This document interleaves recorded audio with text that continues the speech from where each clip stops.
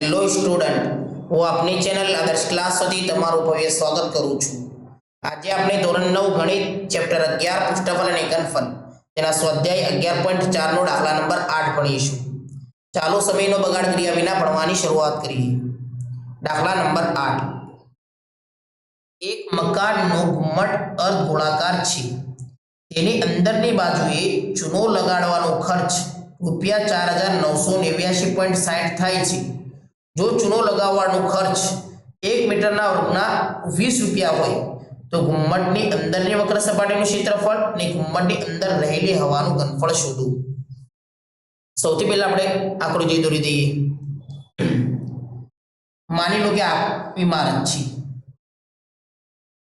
અને इमारतनी उपर शुं आवेलुं छे? अर्धगोलाकार घुम्मट। इमारतनी उपर अर्धगोलाकार घुम्मट छे। इमारतने ऊपर अर्धगोलाकार घुम्मट छे। हवे घुम्मटनी अंदरनी बाजुए चूनो लगाडवानो खर्च केटलो थयो छे? रुपया 4989.60 थाय छे। आ घुम्मट होय छे, घुम्मट अंदरथी केवो होय छे? पोलो होय छे। तो घुम्मटनी अंदर चूनो लगाव्यो छे अने चूनो लगाडवानो जे खर्च छे ए कारीगरने टोटल કેટલા રૂપિયા લીધા? 4989.60 રૂપિયા લીધા। जो चूनो लगाडवानो खर्च 1 मीटरना वर्गे 20 रुपया होय, मतलब कारीगर ने जो खर्चो लीधो छे एक हिसाब केवी रीते टोटल केवी रीते लगाव्यो छे? 1 मीटरना वर्गना केटला 20 रुपया। तो टोटल खर्चो केने हिसाब लगाव्यो तो केटलो टोटल खर्चो केटलो थयो? रुपया 4989.60 रुपया। तो घुम्मटनी अंदरनी वक्र सपाटीनुं क्षेत्रफळ शोधो। जो આપણે આગળના દાખલામાં શું કરતા હતા? આગળના દાખલામાં આપણને વક્ર સપાટીનું ક્ષેત્રફળ શોધવાનું રહેતું હતું। આપણે વક્ર સપાટીનું ક્ષેત્રફળ શોધતા પહેલા વક્ર સપાટીનું ક્ષેત્રફળ શોધી પછી આપણે ખર્ચો શોધતા હતા। આ દાખલામાં શું થયું છે? પહેલા આપણે ખર્ચો શોધીને આપી દીધું છે। ખર્ચો કેટલો આપ્યો છે? 4989.60 રૂપિયા અને આપણને વક્ર સપાટીનું ક્ષેત્રફળ આપ્યું નથી। તો ખર્ચા ઉપરથી આપણે વક્ર સપાટીનું ક્ષેત્રફળ શોધવાનું છે। આગળના દાખલામાં વક્ર સપાટીનું ક્ષેત્રફળ આપણે શોધતા પછી ખર્ચો શોધતા। અહીંયા ખર્ચો આપી દીધો છે ને એના પરથી આપણે વક્ર સપાટીનું ક્ષેત્રફળ શોધવાનું છે। જો તમને ઉદાહરણ તરીકે અહીંયા સમજાવું છું। આગળના દાખલામાં કેવું હતું? આપણે સમજો કે અર્ધગોળાકાર ઘુમ્મટનો માની લો કે अर्धगोलाकार घुम्मटનો वक्र सपाटी क्षेत्र 200 मीटरનો વર્ગ છે। કેટલો છે? 200 मीटरનો વર્ગ। તો આગળના દાખલામાં આપણે શું કરતા હતા કે 1 મીટરના વર્ગના 20 રૂપિયા, રૂપિયા 20 તો 200 મીટરના વર્ગના કેટલા રૂપિયા? તો આપણે ખર્ચો કેવી રીતે શોધતા? આ બે 200 અને 20 ચોકડી ગુણાકાર કરી દેતા તો આપણને શું મળી જતો? ખર્ચો મળી જતો। અને આ દાખલામાં શું કર્યું છે? આપણને ખર્ચો આપી દીધો છે 4989.60। તો મારે આના પરથી મને વક્ર સપાટીનું ક્ષેત્રફળ શોધવું હોય તો કેવી રીતે શોધીશું? બોલો, મને ખર્ચો આપ્યો છે એના પરથી વક્ર સપાટીનું ક્ષેત્રફળ શોધવું હોય તો કેવી રીતે શોધીશું? જો આપણને ગુણાકાર કરવાથી શું મળતું? વક્ર સપાટી ખર્ચો મળતો હતો તો આપણને ખર્ચાને ભાગ્યા 20 કરી દઈશું, ડિવાઇડ ભાગ્યા 20 કરી નાખશું। જે ખર્ચો આપ્યો છે ટોટલ ખર્ચો એના ભાગ્યા 20 કરી દઈશું તો આપણને શું મળી જશે? અહીંયા આપણને શું મળી જશે? વક્ર સપાટીનું ક્ષેત્રફળ મળી જશે। તો યાદ રાખજો કે અહીંયા જો તમને જો સમજમાં ના આવ્યું તો ખાલી એટલું યાદ રાખજો કે આપણને જે ખર્ચો આપ્યો છે ટોટલ ખર્ચો એના ભાગ્યા આપણે 20 કરી દઈશું, ભાગ્યા આપણે 20 કરી દઈશું તો આપણને શું મળી જશે? ઘુમ્મટની અંદરની વક્ર સપાટીનું ક્ષેત્રફળ મળી જશે। તો આપણે શોધી દઈએ ઘુમ્મટની અંદરની વક્ર સપાટીનું ક્ષેત્રફળ કેવી રીતે શોધીશું? જુઓ, આપણે ટોટલ ખર્ચો આપી દીધો છે। કેટલો આપ્યો છે? 4989.60 એને ભાગ્યા કેટલા કરી દઈશું? 20 ભાગ્યા 20 કરી દઈશું તો આપણને શું મળી જશે? જે આપણને ટોટલ ખર્ચો આપ્યો છે એને ભાગ્યા 20 કરી દઈશું તો આપણને શું મળી જશે? ઘુમ્મટની અંદરની વક્ર સપાટીનું ક્ષેત્રફળ મળી જશે। હવે જો અને આપણે શું કરશું? આપણે એનો ભાગાકાર કરીએ। કેવી રીતે ભાગાકાર કરીશું? જુઓ, સૌથી પહેલા તો 49 પોઈન્ટ દૂર કરી નાખો। પોઈન્ટ દૂર કરી નાખો તો નીચે કેટલા લખીશ? બોલો, બે પાછળથી બે સંખ્યા આગળ પોઈન્ટ છે તો નીચે કેટલા લખીશ? 100 લખીશ। 100 લખી દો। હવે જો હું 20 ને 10 દુ 20 લખી શકું? 10 દુ 20 લખી શકું? લખી શકું। 10 દુ 20 આવી રીતે લખી શકું ને? હવે જો જે કટ થતો આપણે કટ કરી દઈએ। આ શૂન્ય કટ થઈ ગયા, પાછળની જે શૂન્ય કટ થઈ જાય।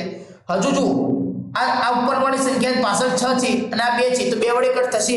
બેકી સંખ્યા છે આપણે 2 વડે કટ કરી દઈએ। 2 દુ 4, 2 નો વડે 9 સુધી બોલો, 2 ચોક 8 કેટલા બચ્ચે? બોલો, 9 માં 1 બચ્યો। 1 ને 8 સાથે જોઈ કરું તો 18 થશે। 2 9 18 ફરી 2 નો ઘડિયો 9 સુધી બોલો 2 ચોક 8 9 માં કેટલા બચ્યા 1 બચ્યો 1 ને 6 સાથે જોઈન્ટ કરો તો 16 તો 2 ઠા 16 તો આપણને કેટલો જવાબ મળે બોલો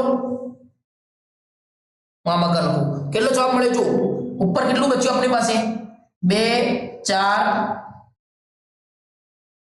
9 48 ને ભાગ્યા નીચે 100 તો બાકી છે 100 તો એમને એમ લખી દો 100 તો એમને એમ લખી દો અને મારે આ શોર્ટકટ ભાગ કરવો હોય તો કેવી રીતે કરીશ બોલો મને 2 શૂન્ય નીચે આપ્યા છે તો 2 સંખ્યા આગળ પોઈન્ટ ઉપર 2 સંખ્યા આગળ પોઈન્ટ મૂકી દો તો મને વક્ર સપાટીનું ક્ષેત્રફળ મળી જશે તો 249.48 મીટરનો વર્ગ મીટરમાં માપ્યું છે એટલે મીટરનો વર્ગ તો આ મને શું મળી ગયું બોલો ગુંબજની અંદરની વક્ર સપાટીનું ક્ષેત્રફળ મળી ગયું હવે બીજા નંબરનું મારે શું શોધવાનું છે જો આ તો આપણે શોધી કાઢ્યું ડબલ એમ આપણે શું ગુંબજની અંદર રહેલી હવાનું ઘનફળ શોધો એટલે અર્ધગોળાકાર ગુંબજના અંદર કેટલી હવા સમાશે એ હવાનું ઘનફળ શોધો મતલબ અર્ધગોળાકાર ગુંબજનો આપણે શું શોધવાનું છે ઘનફળ શોધવાનું છે અને ઘનફળ શોધવા માટે મારે શું જોઈશે બોલો ત્રિજ્યા આપ જોઈશે ત્રિજ્યા મને આપેલી છે ત્રિજ્યા આપેલી નથી તો કેવી રીતે શોધીશું બોલો જો અહીંયા આપણને ગુંબજની વક્ર સપાટીનું ક્ષેત્રફળ મળી ગયું 249.48 મીટરનો તો એના મદદથી આપણે શું શોધી દઈશું બોલો સૌથી પહેલા ત્રિજ્યા શોધીશું અને ત્રિજ્યા શોધી પછી ગુંબજની અંદરની રહેલો હવાનું ઘનફળ શોધી દઈશું તો સૌથી પહેલા આપણે ત્રિજ્યા શોધીશું શાના મદદથી ગુંબજની અંદર અર્ધગોળાકારની વક્ર સપાટીના ક્ષેત્રફળના મદદથી ગુંબજની અંદરની વક્ર સપાટીનું ક્ષેત્રફળ એનું સૂત્ર શું છે બોલો અર્ધગોળાકારનો વક્ર સપાટીનું ક્ષેત્રફળ શું છે બોલો અર્ધગોળાકારની વક્ર સપાટીનું ક્ષેત્રફળ ગોળાકારનો વક્ર સપાટીનું ક્ષેત્રફળ છે 2πr નો વર્ગ 2πr નો વર્ગ હવે ગુંબજની અંદરની વક્ર સપાટીનું ક્ષેત્રફળ તો આપણને મળેલું શોધી નાખ્યું છે કેટલું છે 249.48 તો આપણે લખી દઈશું 249.48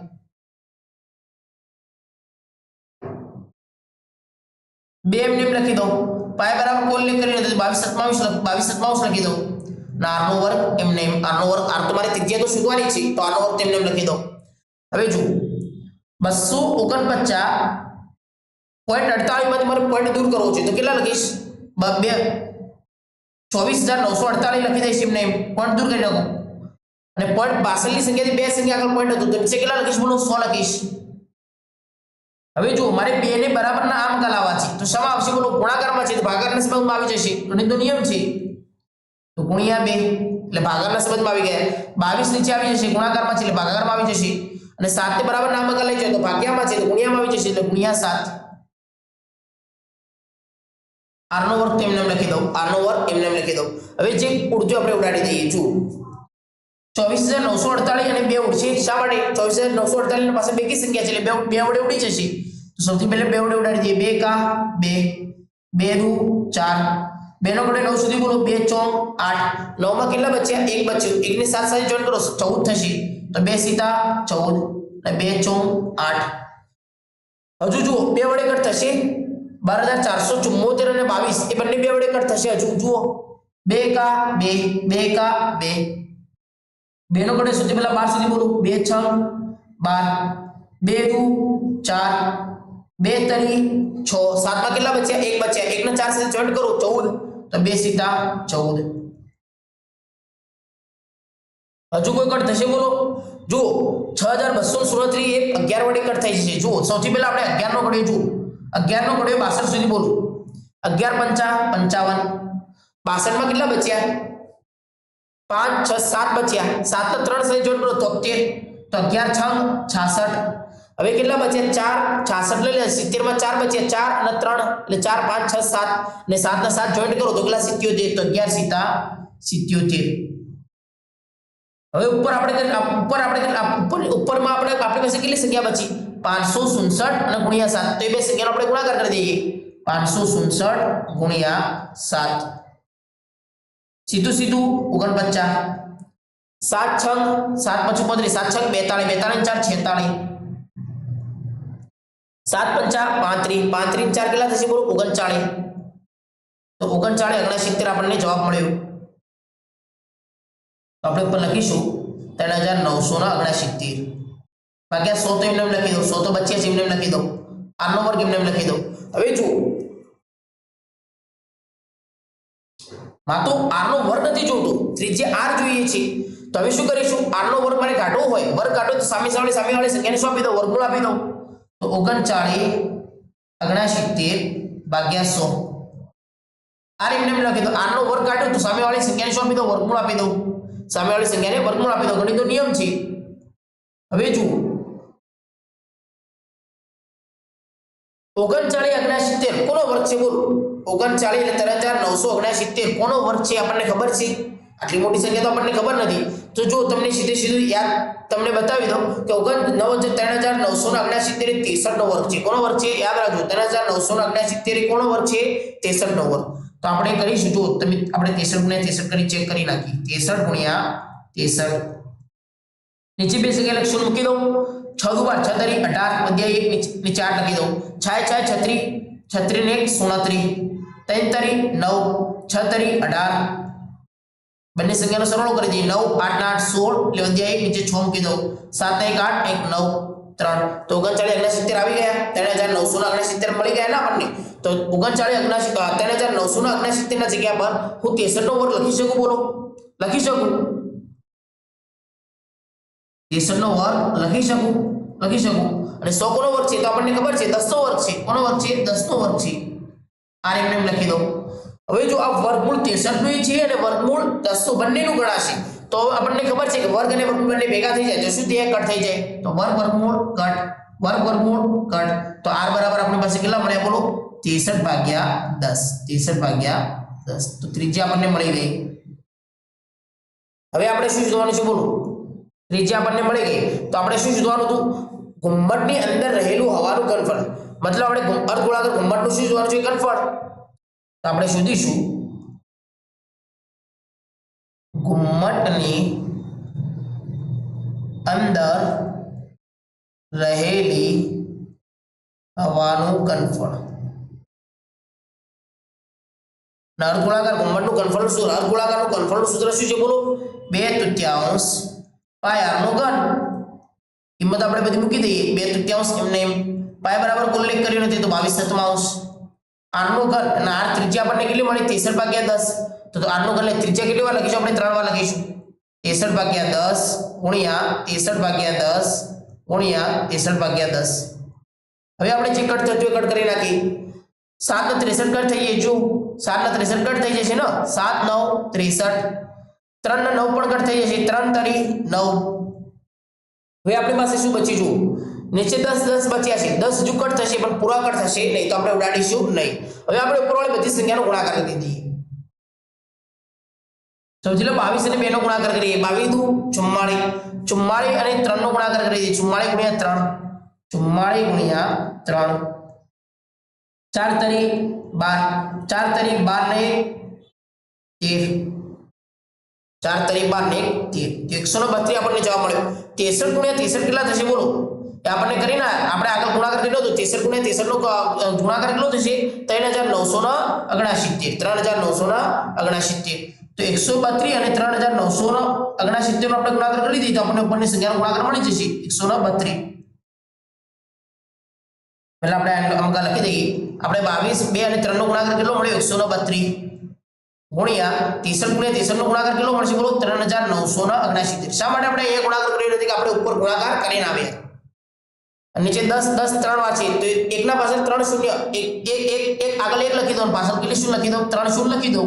3 શૂન્ય 10 100 100 1000 તો એકના પાછળ 3 શૂન્ય લખી દેવાની. હવે આપણે 3969 ગુણ્યા 132 આપણે બંનેનો ગુણાકાર કરી દઈએ તો આપણને જવાબ મળી જશે.